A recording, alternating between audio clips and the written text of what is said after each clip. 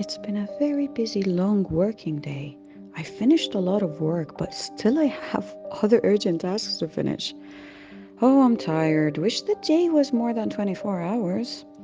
I wanted to have more time to go for a run or read that new book I bought. I also promised my family to have a nice dinner together and watch a movie. Gosh, I'm not sure when will I be able to balance and have a life.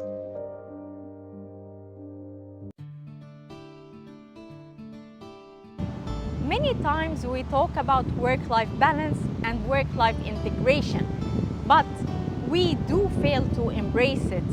We reach burnout and eventually it impacts our physical and mental well-being, and it affects our personal lives and professional achievements. Accordingly, I decided to dedicate this flash talk to talk about how we can train our mindsets to have a life. When I talk to many people, some of them talk about burnt out, really being tired of it because they're stuck in a workaholic lifestyle that they're failing to exit.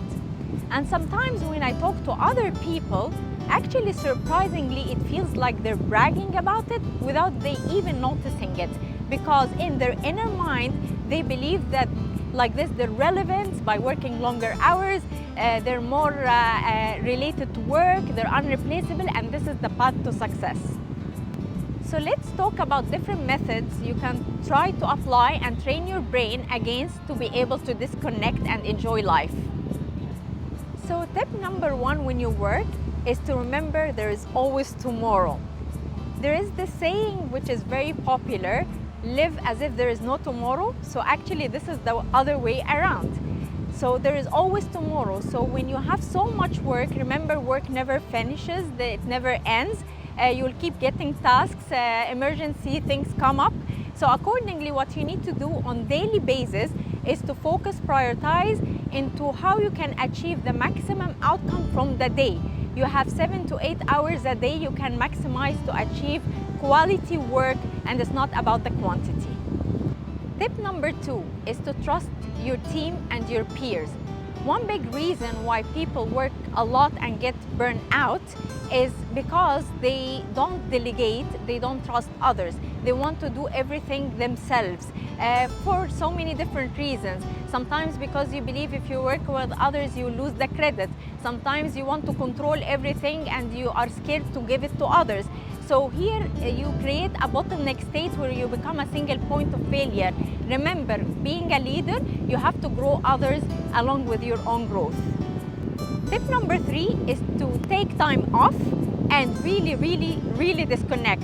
So let me give you an example. Imagine a machine, whatever it is. If you keep this machine working all over and over again, what happens? At one point, it stops on its own.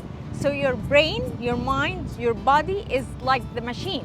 It needs its time off to be able to rest, to heal, and to come back with a better energy and ability to even come with different and new perspectives that can help you with your work and your own life as well.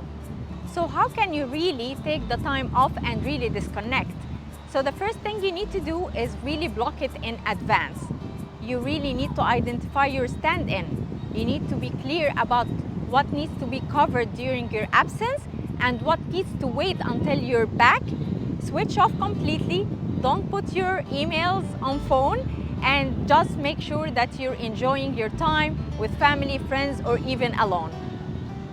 Tip number four is to treat your personal commitment as important and with the same priority as your work commitments. Remember how many times you woke up at 5 a.m. in the morning because you need to prepare a presentation or to catch a flight for a business trip? Think about the same thing for your own personal life. You need to wake up early for exercising or to have breakfast with your kids or your family. So accordingly, treat it with the same importance and dedicate the time and block the time as needed during the day and night. The last tip which I advise you to do is that if you really fail to create this discipline is to seek coaching. It could be through a life coach, it could be through a work mentor, a family mentor and coach, someone you trust and you would like to talk to and receive the advice, because it can really give you lots of ideas that you can adapt to and make this a more successful thing to achieve. So as a conclusion, what constitutes life is work, family, friends, hobbies, so many things, everything around you.